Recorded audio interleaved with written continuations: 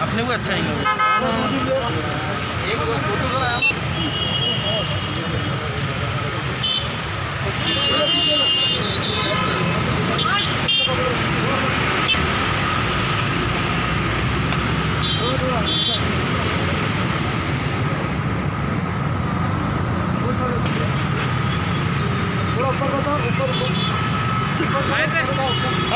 बस थोड़ा पीछे आ जाओ ना, सब पीछे।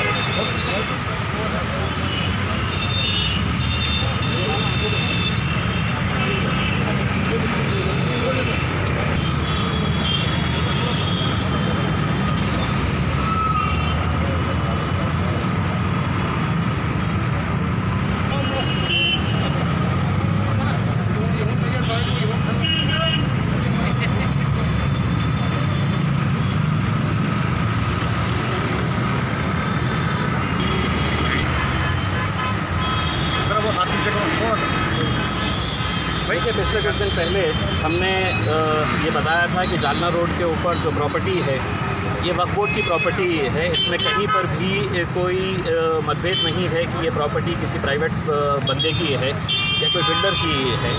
लेकिन इस प्रॉपर्टी को किस तरह से बांटा गया है, बेचा गया है और करोड़ों रुपये के अंदर बेचा गया है।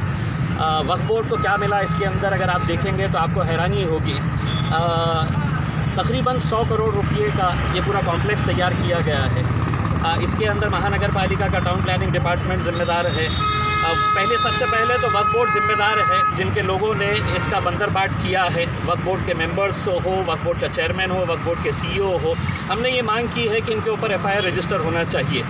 मैंने खुद ने गृह मंत्री से जाकर मिला था। गृह मंत्री ने यहाँ के CP साहब को बताया था, लेकिन इसके बावजूद भी मतलब अगर पुलिस भी अगर खामोश बैठी है तो हमको समझ में आता है कि इस खामोशी के पीछे क्या राज है करके। ये लूटने वाले कौन है तो आप देखेंगे कि जुगल किशोर तापड़िया है, ये इसके अंदर कैलाश बाफना, राजू तनवानी, जिन्होंने बाज़ाब्ता रजिस्ट्री करवा के वक्फ बोर्ड की ज़मीनों की रजिस्ट्री करवा कर बेचने का काम किया है।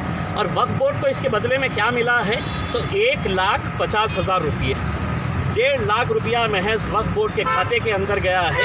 और ये धन्ना सेठों ने ये ज़मीन जो गरीबों की है, यतीमों की है, बेवाओं की है, हम यहाँ पर उनके लिए स्कूल्स खोलना चाहते हैं, हम कम्युनिटी के बच्चों के लिए है तो कॉलेजेस खोलना चाहते हैं, हॉस्पिटल्स खोलना चाहते हैं। लेकिन यहाँ पर देखेंगे जिस तरह के बड़े आलीशान कॉम्प्लेक्सेस यहाँ पर खोले गए हैं। हम जिन जिन लोगों ने इसके अंदर पैसा इन्वेस्ट किए हैं, हम उनको ये कहना चाहते हैं ये लड़ाई हम आखिरी तक लड़ने वाले हैं।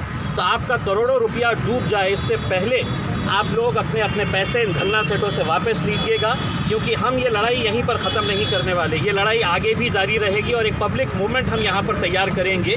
इससे पहले हमने अलग अलग मुद्दों के लिए सड़क के ऊपर आए थे।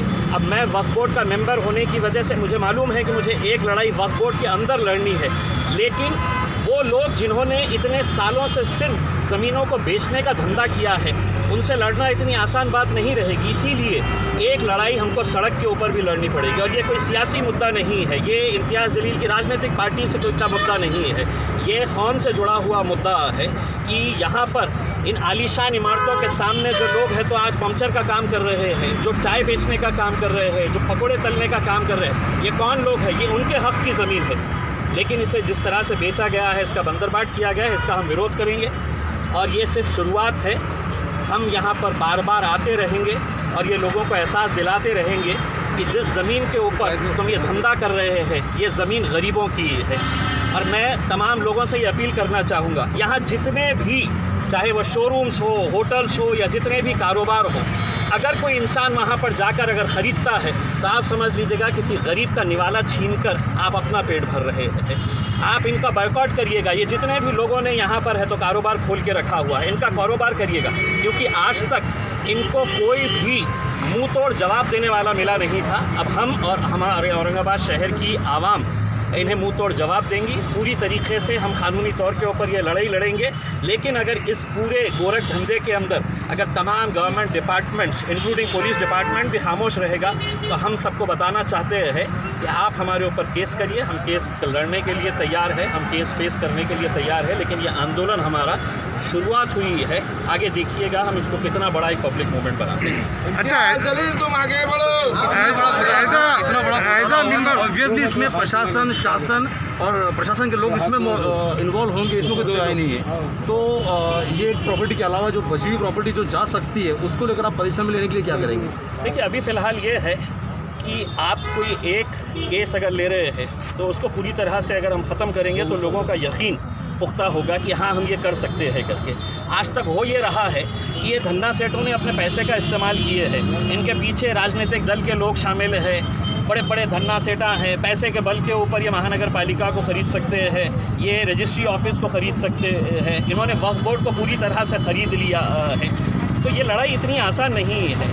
हाँ, मुझे मालूम है कि पूरे महाराष्ट्र के अंदर बेहिसाब ऐसे प्रकरण हैं, लेकिन हर प्रकरण को मैं अकेले नहीं लड़ सकता हूँ। हाँ, अगर आवाम की ताकत साथ में है, वही आवाम की ताकत हम खड़े करना चाहते हैं। इसे ना तो ये MIM का मुद्दा रहेगा, हम चाहेंगे इसके अंदर तमाम राजनीतिक पार्टियाँ, चाहे वो कांग्रेस हो, राष्ट्रवादी हो, समाजवादी पार्टी हो, सेना हो, भाजपा, जिनको भी लगता है कि हाँ ये गलत है, गलत तरीके से है, तो ये लोगों ने हथियाई है ज़मीन, ये ज़मीन दोबारा वक्फ बोर्ड को मिलनी चाहिए। और जब तक आप वक्फ बोर्ड की नाक नहीं दबाएंगे इनका मुंह खुलने वाला नहीं है, क्योंकि ये इतना खा चुके हैं कि अब इनको डकार लेने के भी अब इनका। आपकी एक मांग थी FIR दाखिल करने की, तो अभी तक FIR दाखिल नहीं हुआ। देखिए, अगर FIR नहीं हुआ, मैं खुद समझता हूँ, मैंने खुद ने यहाँ पर जब गृह मंत्री अनिल देशमुख साहब आए थे, मैंने उनको पूरी डिटेल्स दिया, पूरे पेपर्स दिया। उन्होंने मेरे सामने है तो यहाँ के पुलिस कमिश्नर को ऑर्डर दिया कि इसके ऊपर इंक्वायरी करें। अब हम पूछना चाहते हैं पुलिस डिपार्टमेंट से कि आपने 1 महीना से ज़्यादा हो गया है, क्या कार्रवाई किए हैं, हमको बताइएगा। और अगर आप खामोश बैठे हैं तो कहीं ना कहीं आपका डिपार्टमेंट भी इन धन्ना सेठों के दबाव के अंदर आ गया है करके हम तो यही समझेंगे उसमें। अब हमारी मांग जो है वो मांग रहेगी, मेरी अकेले की कोशिश नहीं है। मैं आपको साफ बता दूं कि ये कोशिश मैं अकेला कुछ नहीं कर सकता हूँ। आवाम की ताकत चाहिए, पूरे लोग एक साथ मिलकर खड़े रहना चाहिए, तभी जाकर, वरना ये लोगों से लड़ना मामूली बात नहीं है।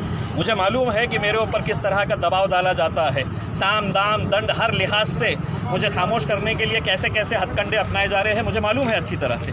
लेकिन मुझे एक बात ये भी मालूम है कि मेरे पीछे आवाम की दुआएं हैं, आवाम का साथ है, और वही आवाम की दुआएं और साथ की वजह से हम ये आंदोलन को आगे ले जाएंगे। सुप्रीम कोर्ट का कहना है कि वंस वक्फ ऑलवेज वक्फ, ठीक है? तो आपको जब वक्फ की बॉडी में आ चुके हैं तो ऐसा कि प्रधान की आप बात रखेंगे कि जो जगह अभी खाली पड़ी हैं या जो रेवेन्यू जनरेट होता है उसको माइनॉरिटी के डेवलपमेंट के लिए इस्तेमाल किया जाएगा, एजुकेशन के लिए और दूसरी सुविधाओं के लिए? देखिए, हम तो ये चाह रहे हैं कि राज्य सरकार हो या केंद्र सरकार, ये जो माइनॉरिटी के लिए ये भीख की कटोरी देते हैं, ये हमको नहीं चाहिए। 1 रुपये का फ़ंड है तो हम सरकार से नहीं लेंगे।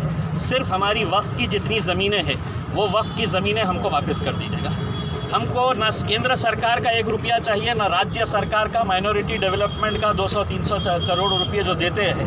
हमारी ये हालत रहेगी कि अगर ये पूरी ज़मीन अगर हमको मिल जाती है तो कुछ खैरात हम सरकार को दे सकते हैं। हमारे कौम की तरफ से हम कुछ खैरात है तो सरकार को दे सकते हैं, और इंशाल्लाह अगर ये ताकत बढ़ेगी आगे तो हम करके भी दिखाएंगे। Thank you.